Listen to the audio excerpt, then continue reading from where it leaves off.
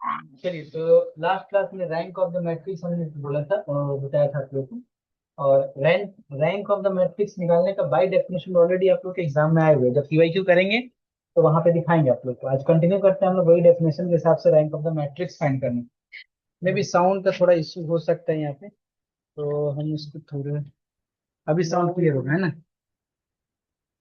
चलिए, तो rank of matrix हमने डेफिनेशन से सीखा था लास्ट क्लास में। एग्जाम हर एक एग्जाम में एक by definition rank of matrix पूछ रहा है। तो रैंक ऑफ मैट्रिक्स यहाँ से स्टार्ट करेंगे। अगला एग्जांपल हम देखेंगे कि find find the rank of matrix, rank of the matrix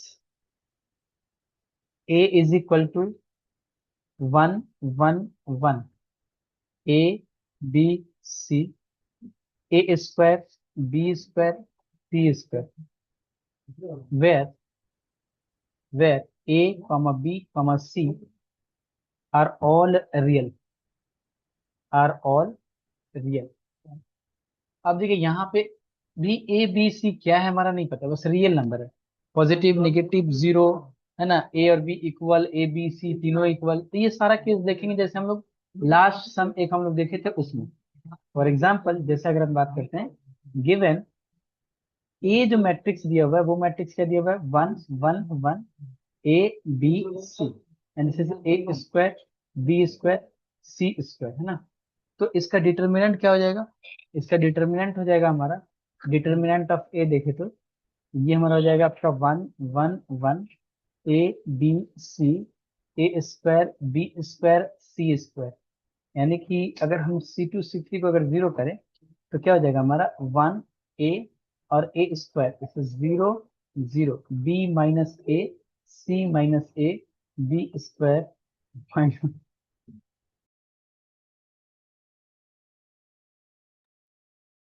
C minus A, and ये हो जाएगा हमारा C square minus A square. अगर इसको एक्सपेंड करते हैं हम फर्स्ट रो फर्स्ट कॉलम के करस्पॉन्डिंग या फर्स्ट रो के करस्पॉन्डिंग, तो जीरो जीरो हमारा ये हो जाएगा 1 into B minus A C minus A, ये हो जाएगा हमारा B square minus A square and से C square minus A square. यहाँ से हम बी माइनस ए बाहर निकाल सकते हैं क्योंकि ये ए स्क्वायर माइनस बी स्क्वायर है, तो ए प्लस बी इंटू ए माइनस बी हो सकता है। तो बी माइनस ए निकल जाएगा फर्स्ट कॉलम से और सी माइनस ए निकल जाएगा हमारा सेकंड कॉलम से। तो ये बचेगा हमारा 1 1, ये हो जाएगा बी प्लस ए और ये हो जाएगा हमारा सी प्लस ए। यानी फाइनली हमारा पास क्या आ जा रहा है, डिटर्मिनेंट इसका B minus A C minus A, और ये हो जा रहा है हमारा सी प्लस ए माइनस बी माइनस ए। तो यहाँ से ए कैंसिल हो गया, फाइनली क्या हो गया, B minus A C minus A और ये हमारा हो गया सी माइनस बी। ये डिटर्मिनेंट हमारा आ गया, डिटर्मिनेंट इसको इक्वेशन 1 बोल देते हैं। अब इस डिटर्मिनेंट से हमें पता चलेगा कि इसका रैंक क्या हम लोग का, है ना। जैसे हम इसको साइड में करते हैं, यहाँ पे साइड में इसका मतलब रफ नहीं है ये, है ना, ये मेन पार्ट क्वेश्चंस का ही पार्ट है, ये सॉल्यूशंस का पार्ट है। अगर हम केस 1 ले, अगर हम बात करते हैं केस 1 की, तो केस 1 में क्या होगा, केस 1 में अगर ए बी सी तीनों इक्वल हो, if A is equal to B is equal to C, A B C तीनों इक्वल हो, तो अगर ए की जगह पे बी पुट कर दें यहाँ पे तो हमारा ये जीरो हो जाएगा। तो determinant of A is equal to क्या जाएगा, therefore A is equal to ये 1 1 1, ये हमारा A and this is A square A square A square. तो determinant of therefore determinant of A is equal to zero, zero by equation 1 लिख सकते हैं आप, बाई इक्वेशन 1। एंड एंड यहाँ पे ऑल द, यहाँ पे देखिए कोई भी आप अगर यहाँ पे माइनर उठाते हैं इसका तो सारा वो आइडेंटिकल हो जाएगा। जैसे यही दोनों उठा लीजिए, है ना, ये वाला, फिर या फिर ये वाला उठा लीजिए, फिर ये वाला, कोई भी दो उठाएंगे सब का सब क्या होगा, ये हमारा ये हो जाएगा, मतलब आइडेंटिटी हो जाएगा मेरा, है ना, मतलब सिमिलर हो जाएंगे।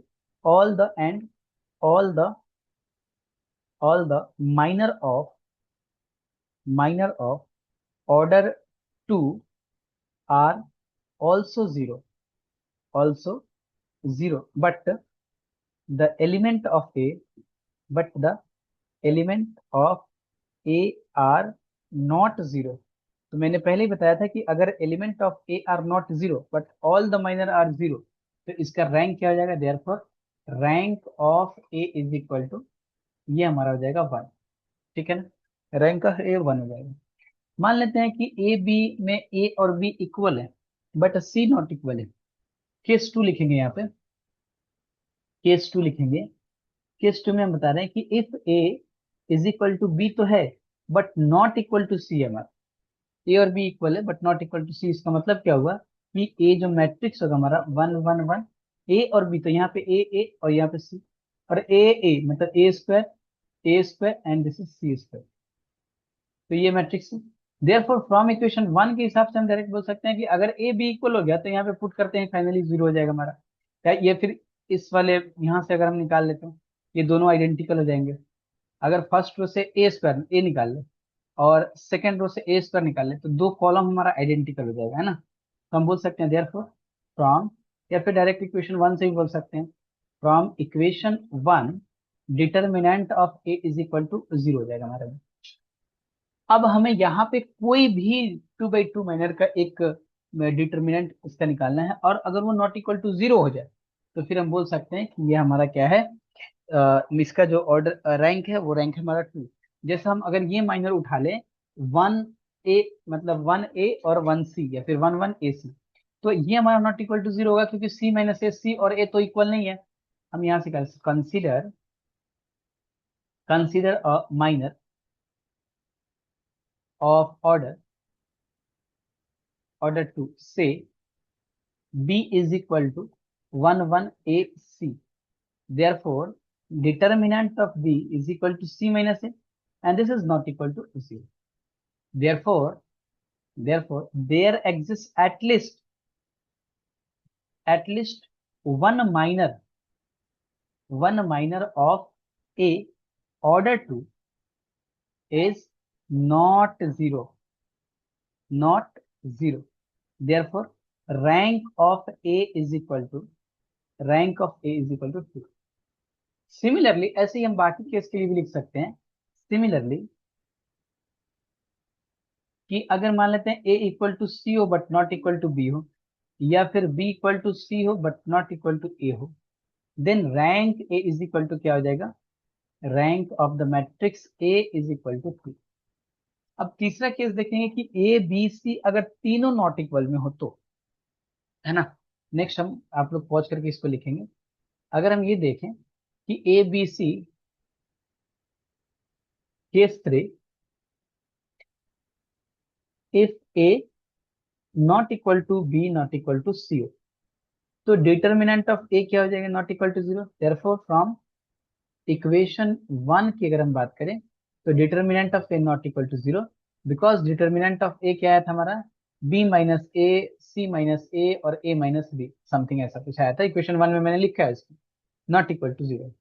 Therefore rank of A is equal to क्या हो जाएगा, क्योंकि अब इससे बड़ा हमें देखना पड़ेगा नॉन जीरो के लिए, मतलब जीरो चेक करने के लिए, बट इससे बड़ा तो कोई एग्जिस्ट ही नहीं करता है माइनर। तो क्या हो जाएगा, rank of A is equal to 3।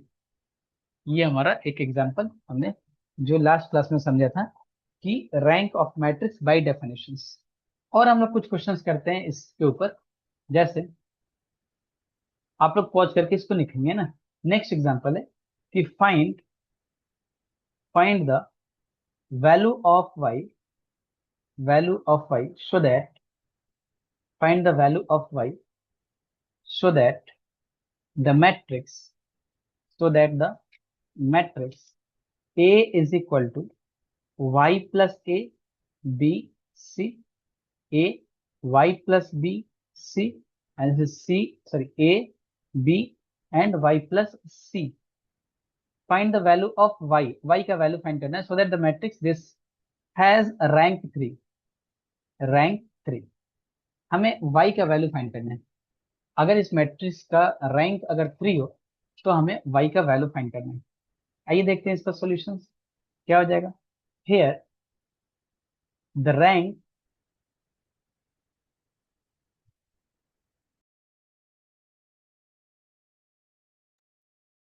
Rank of a is 3, therefore the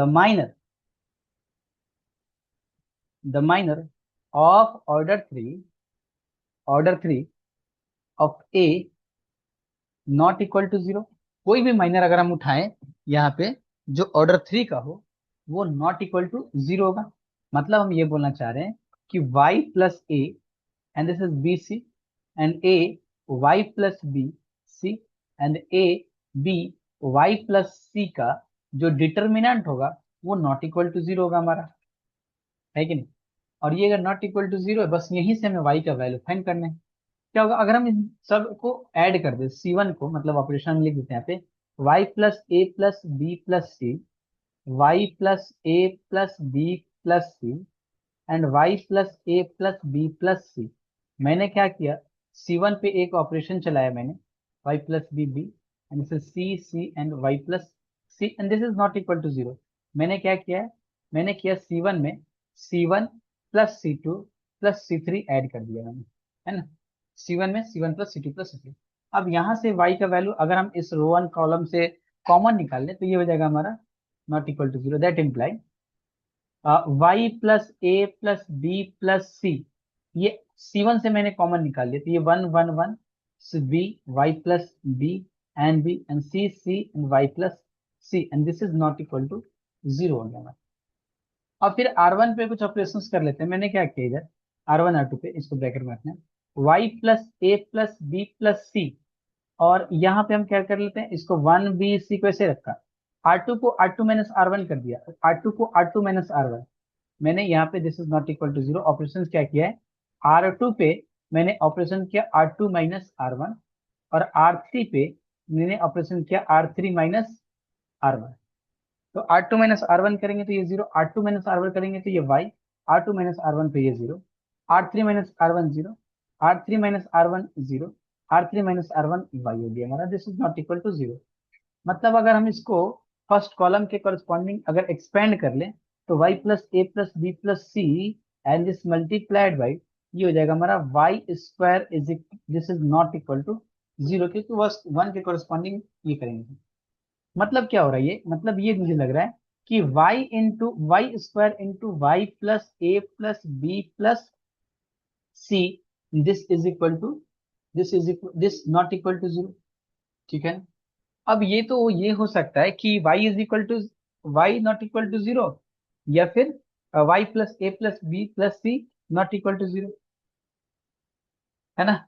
अगर हम यहाँ पे ये लिखे that imply y this not equal to 0, या फिर हो सकता है हमारा y प्लस ए प्लस, यानी कि y not equal to minus of A plus B plus C, है ना। सिंस रैंक ऑफ ए जो हमारा वो क्या दिया हुआ है 3, hence hence rank of A, rank A is equal to 3। ये कब होगा, कब पॉसिबल होगा, if y not equal to 0 हो, या फिर आपका y का वैल्यू नॉट इक्वल टू हो minus of A plus B plus C के, तब जाके इसका रैंक हमारा क्या होगा, 3 होगा। एक और क्वेश्चंस करते हैं ऐसा ही, पॉज करके आप लोग इसको नोट करेंगे, हम चलते हैं नेक्स्ट एग्जांपल पे। अगला एग्जांपल है कि find the value of A का वैल्यू फाइंड करना, so that rank A less than 3, rank A less than 3 है, where A is the matrix, where A is the matrix, A is equal to दिया हुआ हमारा 3a-8, 3 3 3 3a-8, and this is 3 3 3a-8। ये ए matrix दिया हुआ है, इसका rank बोल रहा है कि ये लेस देन 3 है। लेस देन 3 हो सकता है 2 हो, या फिर हो सकता है ये आपका 1 भी हो सकता है। तो हमें फाइंड करना है इसमें ए का वैल्यू, दोनों केस में फाइंड करना पड़ेगा ना।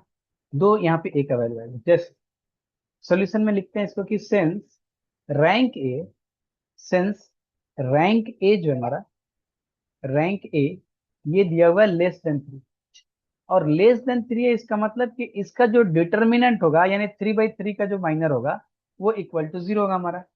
यानी कि the minor therefore the minor of order 3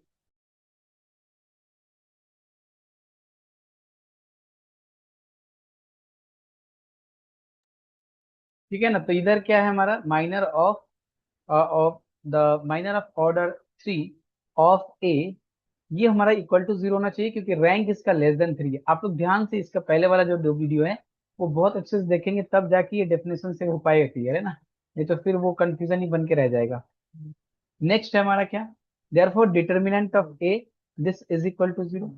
यानी कि हमारा ये क्या, हमारा 3a - 8, 3 3a - 8, 3 3 3 3a - 8, this determinant equal to क्या होगा हमारा 0।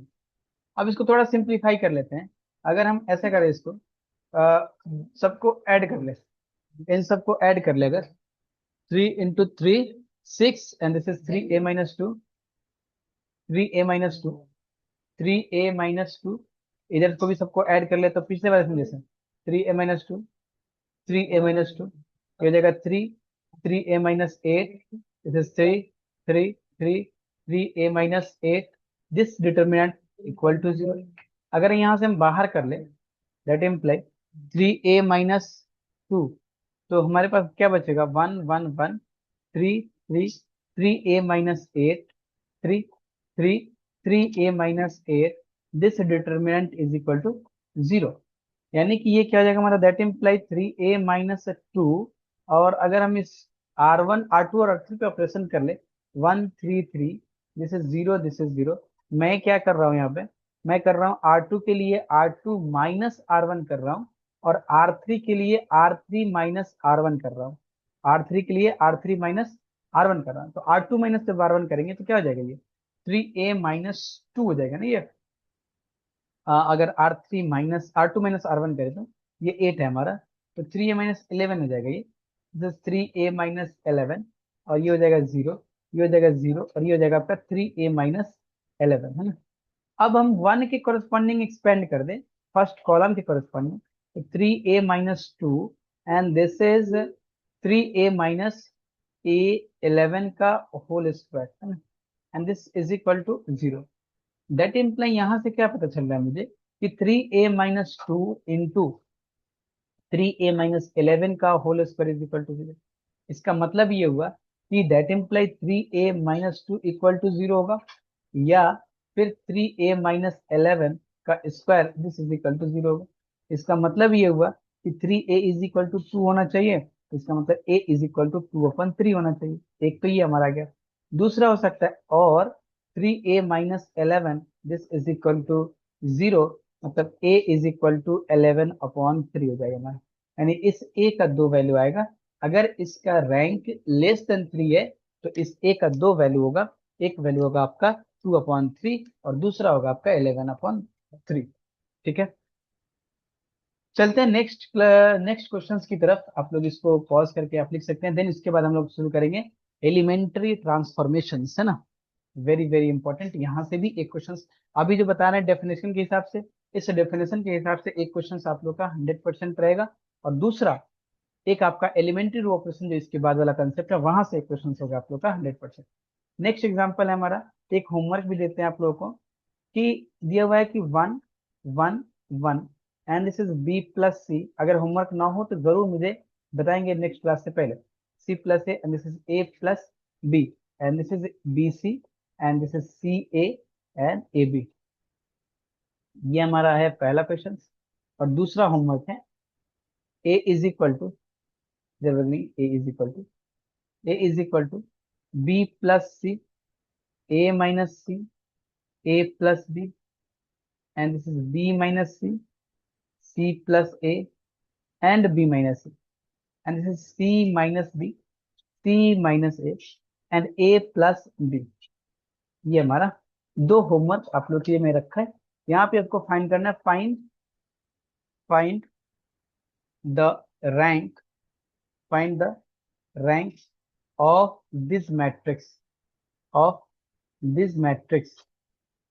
तो इस मैट्रिक्स का हमें रैंक फाइंड करना है इनमें से दोनों का। इसमें भी केस बनाएंगे, case A B C equal to zero not equal to zero हो तो, है ना, सारा केस बनाएंगे इसमें भी। ठीक है, चलिए next next next next.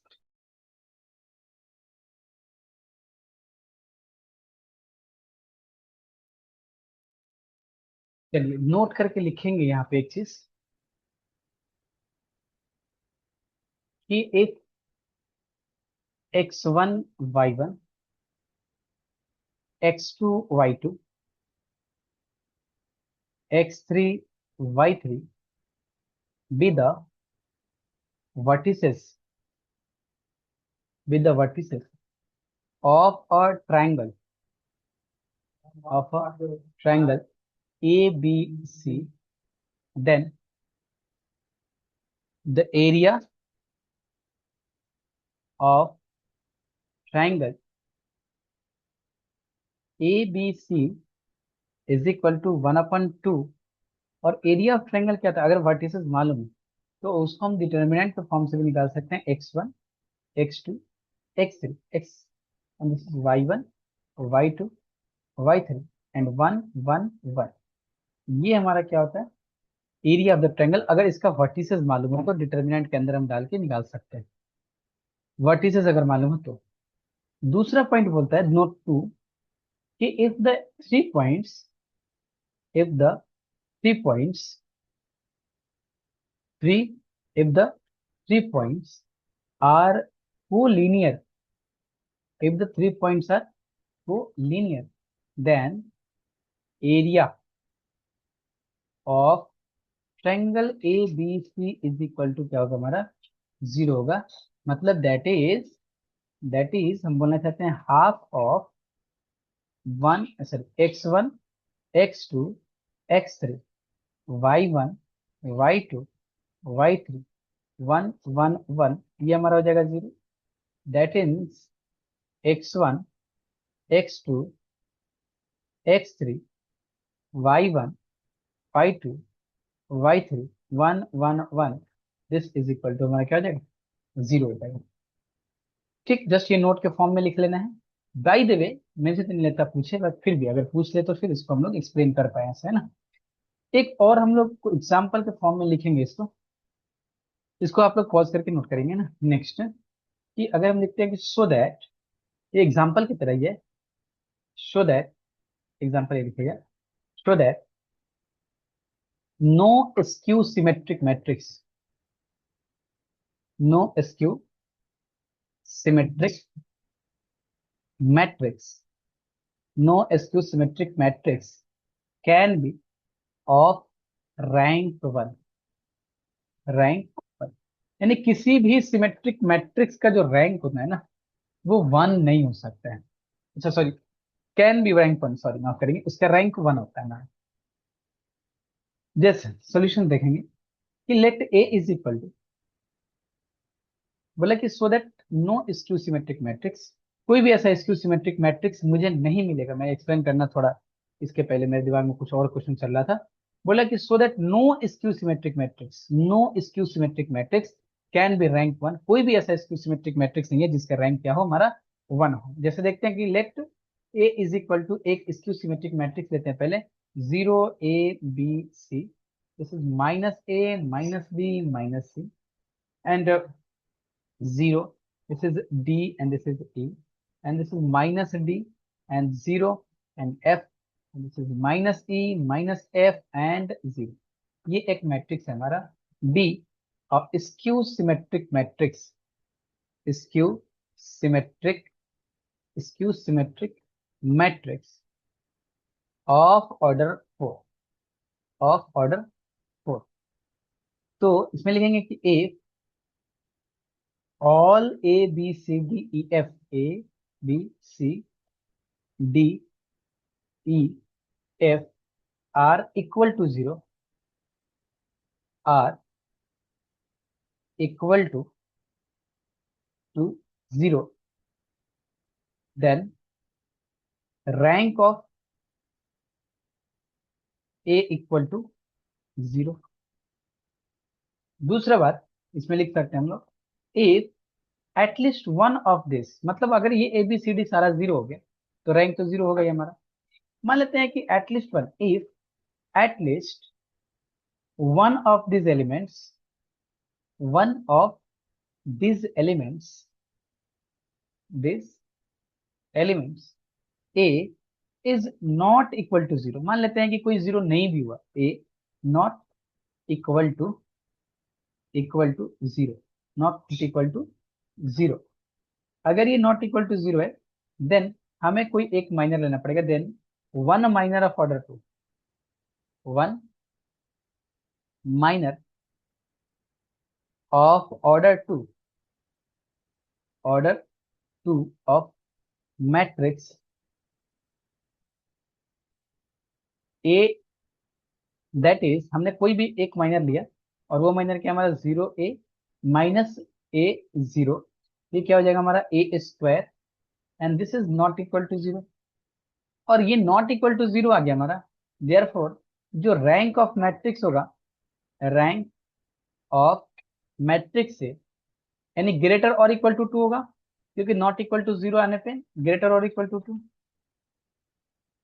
In either case skew symmetric matrix can not be one, या तो 0 हो रहा है और नहीं तो एक से ग्रेटर हो जा रहा है हमारा, है ना। तो यहाँ पे हम क्या स्टेटमेंट लिख सकते हैं, हम लिख सकते हैं कि इन either case, therefore in either case the rank of skew symmetric matrix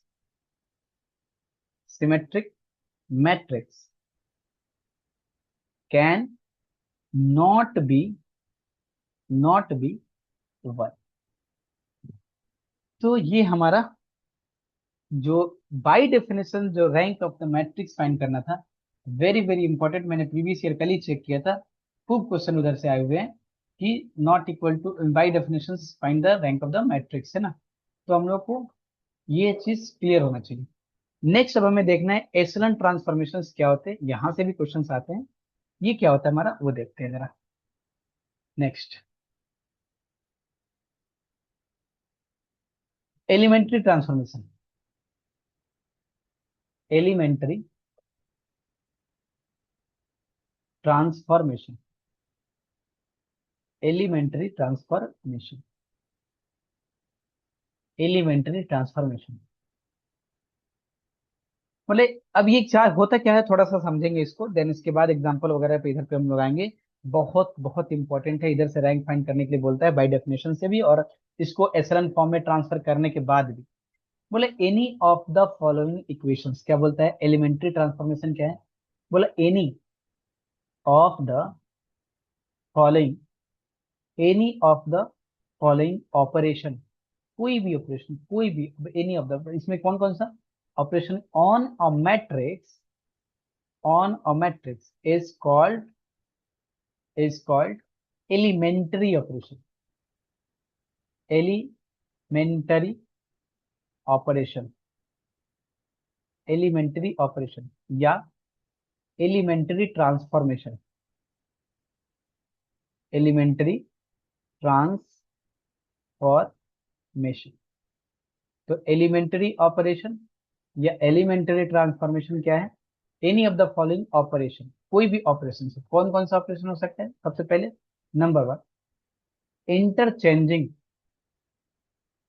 interchanging any two row, any two row और two column,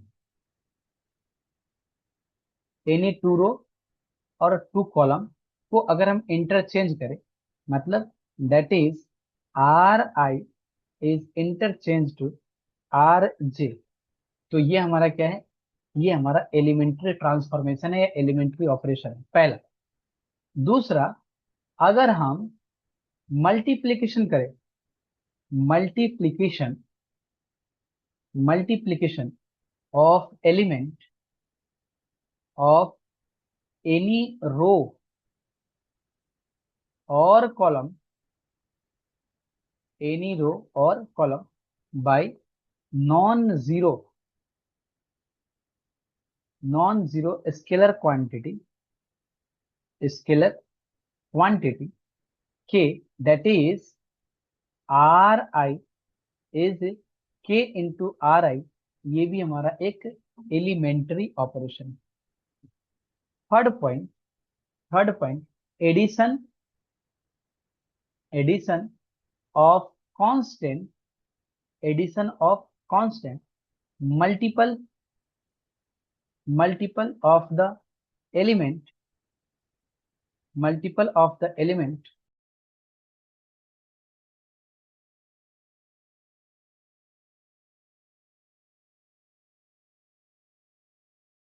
multiple of the element of any row to the corresponding element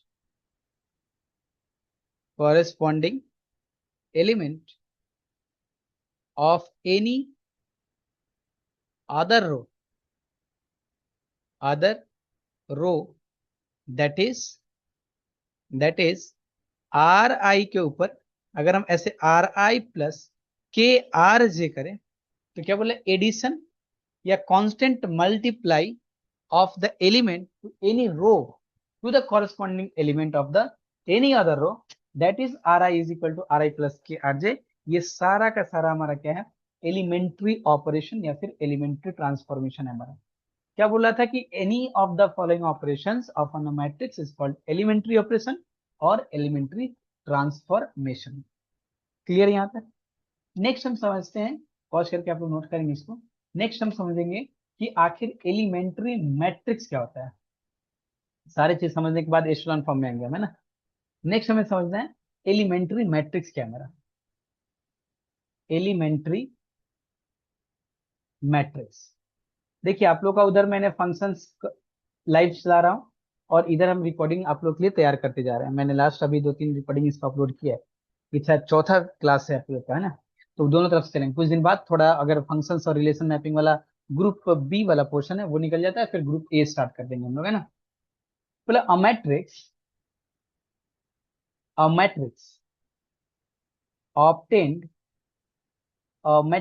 obtained from a unit matrix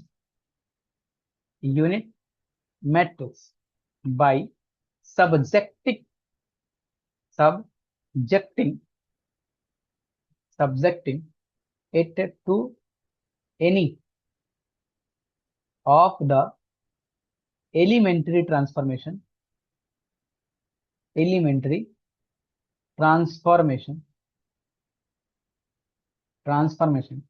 is called elementary operation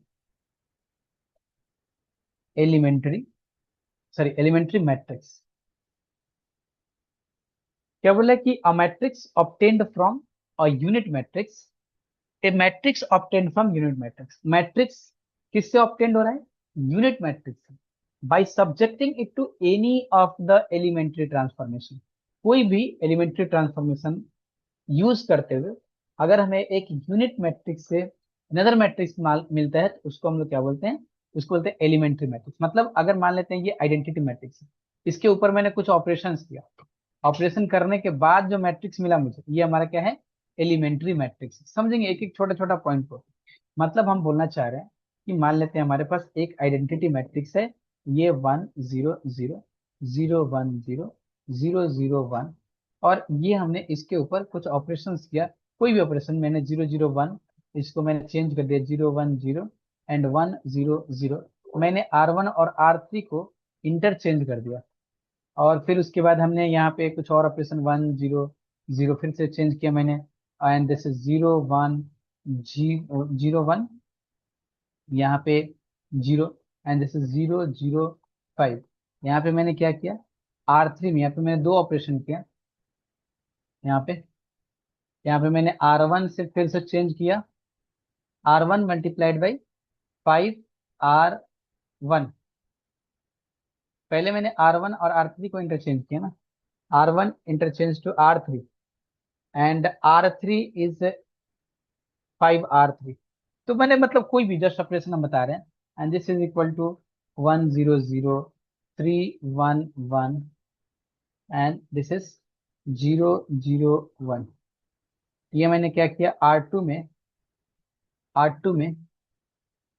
एक minute इधर मैंने क्या किया, 3R1 कर दिया। R2 के लिए मैंने क्या किया, R2 is equal to 3R2 plus 3R1।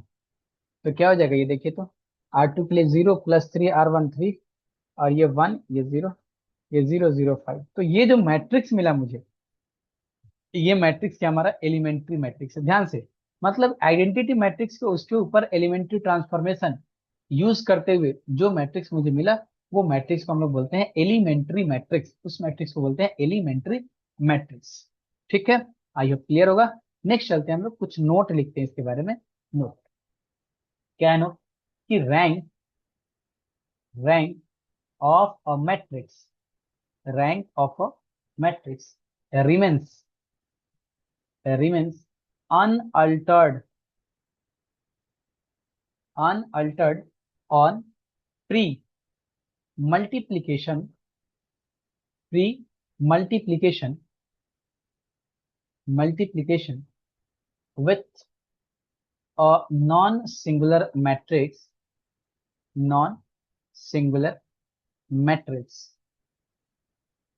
that is B is equal to P into A। मतलब P A क्या है कि नॉन सिंगुलर मैट्रिक्स है। Rank of a matrix remains under pre multiplication with a non singular matrix. अगर non singular matrix के साथ अगर pre multiplication करते हैं तो रैंक चेंज नहीं होगा। मतलब हम बोलना चाह रहे हैं कि rank of B is same as rank of A. तो रैंक ऑफ ए और रैंक ऑफ बी पहले इक्वल था, और पी एक नॉन जीरो मैट्रिक्स के साथ अगर प्री मल्टीप्लाई कर दें तब भी हमारा क्या होगा, चेंज नहीं होगा। Where P is equal to non singular matrix, non singular matrix. सबका एग्जांपल देखेंगे। अभी ध्यान रखते चलना है कि रैंक चेंज नहीं होगा। बोले rank of A matrix remains unaltered अगर प्री मल्टीप्लीकेशन हुआ था non singular matrix. Non singular matrix के साथ प्री मल्टीप्लाई अगर करते हैं तो हमारा रैंक चेंज नहीं होगा, रैंक चेंज नहीं होगा। दूसरा, the rank of the rank of the matrix the rank of the matrix remains unaltered remains unaltered by elementary elementary transformation elementary transformation। Rank of क्या बोला, rank of matrix remains unaltered by elementary transformation. अगर हम matrix में elementary transformation करते हैं, यानी रो को change करते हैं या फिर उसके साथ मल्टीप्लाई करते हैं, कुछ ऐड करते हैं, कुछ ऑपरेशन करते हैं, तो बोल रहा है कि ये क्या होगा, अनअल्टर्ड होगा, कोई चेंज नहीं होगा रैंक ऑफ द मैट्रिक्स में। थर्ड नोट क्या बोलता है, third note very very important, कि rank of the matrix A, ये आपको मटेरियल कहीं नहीं मिलेगा पूरे, मतलब वेस्ट बंगाल में बता रहे हैं कि इतना डीप में आप लोगों को नहीं बताया कोई, क्योंकि इतना डीप में मतलब सब ऊपर ऊपर से चले जाते हैं इधर, है ना। मैंने ये बहुत देखा है ये चीज, मतलब ऐसा बोलना नहीं चाहिए बट मैं ये देखा हूँ, ऐसा बहुत जगह होता है। Rank of A is equal to rank of A transpose. यानी कि अगर हम बात करते हैं कि रैंक ए मैट्रिक्स का और उसका ट्रांसपोज ले लेते हैं तो वो हमारा इक्वल होता है, यानी कि रैंक ऑफ ए, इधर तो आप लोग का है नहीं हर्मिशियन मैट्रिक्स तो नहीं है, यानी A is equal to A transpose. Next 4 point की अगर हम बात करें, इफ ए बी, अगर ए हमारा एम क्रॉस एन मैट्रिक्स है, अगर एन मैट्रिक्स है, देन रैंक जो होगा इसका, रैंक ऑफ ए, ये ऑलवेज, ये वेरी वेरी वेरी इंपॉर्टेंट है, ये रैंक ऑफ ए जो होगा वो ऑलवेज लेस और equal to minimum of M comma N. मान लेते हैं 4 कॉमा 3 का मैट्रिक्स है, अगर 4 कॉमा 3, हम 4 रो और 3 कॉलम, तो इसमें से 3 से लेस और इक्वल टू इसका रैंक होगा। मतलब इन एम और एन में, यानी रो और कॉलम में जो मिनिमम होगा उस या तो उसके इक्वल होगा, नहीं तो उससे छोटा होगा रैंक इसका। ठीक है, फिफ्थ नंबर हम बात करते हैं कि if A and B, A and B two matrices, two two matrices conformable for multiplications, for multiplication, multiplication, then rank of the rank of the product AB is less than or equal to rank of either of the matrix, either of the matrix. क्या बोल रहा है कि rank of A और rank of B, मतलब if A and B two matrices, A और B हमारा दो मैट्रिसेस है, और क्या बोल रहा है कि कन्फर्मेबल मल्टीप्लिकेशन, अगर उनको मल्टीप्लाई करते हैं, then rank of the product A B is less than equal to rank of either of the matrices.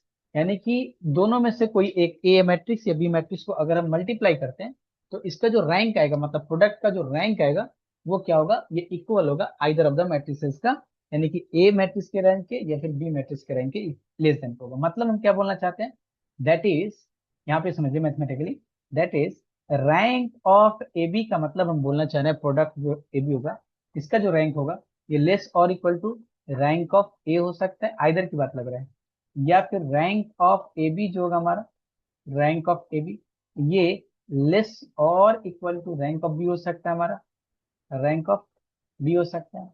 That is, हम ये बात बोल सकते हैं कि rank of A B matrix जो होगा हमारा ए मल्टीप्लाई बी का, ये लेस देन होगा minimum of rank A, rank A और कॉमा रैंक बी के, दोनों में जो मिनिमम होगा उससे लेस होगा, नहीं तो या मैक्सिमम इक्वल हो सकता है, उससे ज्यादा कुछ नहीं होगा।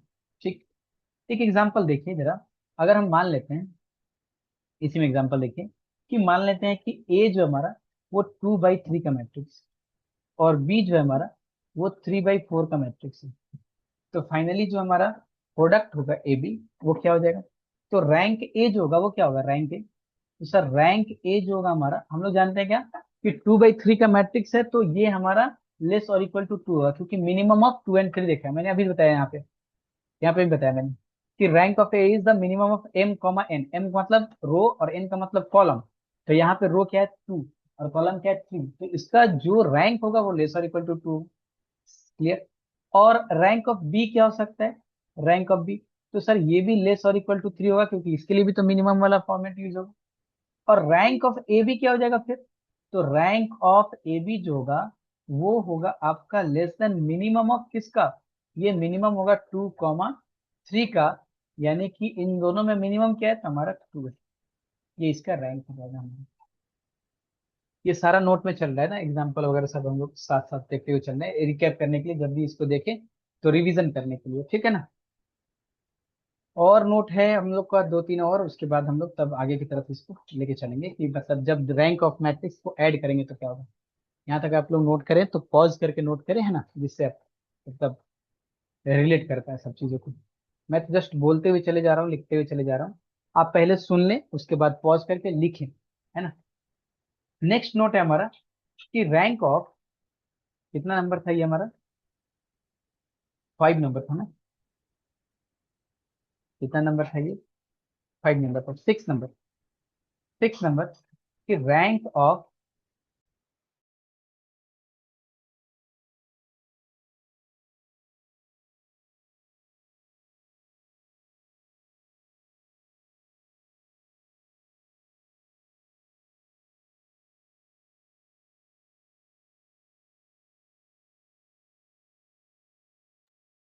मैं क्या बता रहा हूँ कि रैंक ऑफ ए और उसके साथ ए मैट्रिक्स का ट्रांसपोज अगर हम करते हैं तो ये इक्वल होता है रैंक ऑफ ए की, ये रैंक ऑफ ए की इक्वल होता है। 7th नंबर कि rank of a non singular matrix, rank of a non singular matrix, non singular matrix non singular matrix का जो रैंक होता है ऑफ ऑर्डर एन, अगर ऑर्डर एन का हो तो उसका जो रैंक होता है वो एन ही होता है हमारा। 8 number, very very very important, कि अच्छा एक और चीज देख लेते हैं नाइन्थ में, एट में, कि रैंक ऑफ आइडेंटिटी मैट्रिक्स, ये भी नॉन सिंगुलर होता है हमारा। तो identity matrix, matrix of order N, of order N is N. अगर एन ऑर्डर का अगर हमारे पास आइडेंटिटी मैट्रिक्स हो तो उसका जो रैंक होता है वो रैंक भी हमारा एन ही होता है, अगर एन ऑर्डर का होता है। Ninth number, rank rank of A plus B, अगर ए एक मैट्रिक्स है और बी एक मैट्रिक्स है, उन दोनों को सम करके हमें एक मैट्रिक्स मिलता है, तो उसका जो रैंक होगा वो ये लेस और equal to rank of A और प्लस रैंक ऑफ ए और प्लस रैंक ऑफ बी के क्या होगा हमारा, लेस में होगा रैंक ऑफ बी। मतलब रैंक ए अगर मान लेते हैं 2 हो और रैंक बी 3 हो, तो इन दोनों को ऐड करने के बाद हमारा जो रैंक होगा ना वो या तो लेस या फिर इक्वल होगा हमारा। नेक्स्ट है हमारा 10th नंबर नोट, कि if A and B, if A and B be two square matrix, be two square matrices matrices of order n, then rank of AB जो होगा हमारा, रैंक ऑफ ए बी, ये greater और equal to rank of A plus rank of B and minus N के equal होगा। अभी एक multiplication वाला हमने और देखा था, है ना,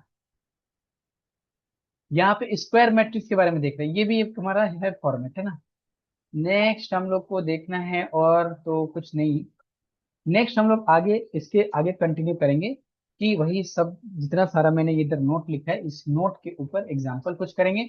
देन हम लोग देखेंगे एशेलन फॉर्म ऑफ मैट्रिक्स क्या होता है हमारा। आज क्लास इतना ही पे एंड करते हैं, मिलते हैं फिर नेक्स्ट वीडियो में, तब तक के लिए धन्यवाद। हाँ एक और चीज, सेकेंड सेमेस्टर का क्लास स्टार्ट हो रहा है, 16 मई से स्टार्ट हो रहा है। आज आपका हो गया डेट 15 मई, है ना, 15 मई हो गया आपका, तो कल से स्टार्ट हो रहा है 15 मई। 16 मई से आप लोग का सेकेंड सेमेस्टर का एग्जाम हो रहा है, सॉरी सेकेंड सेमेस्टर का क्लास स्टार्ट हो रहा है ना। तो आपकी जान पहचान में जो भी हो उनको जरूर बताएंगे, सेकेंड सेमेस्टर या फिर मेजर का हो या फिर माइनर हो, दोनों क्लासेस स्टार्ट हो रहे हैं कल से। तो जो भी हो आपके जान पहचान में उनको जरूर बताएंगे, उनके साथ जरूर शेयर करेंगे इस बात को। चलिए मिलते हैं फिर नेक्स्ट वीडियो में, तब तक के लिए धन्यवाद।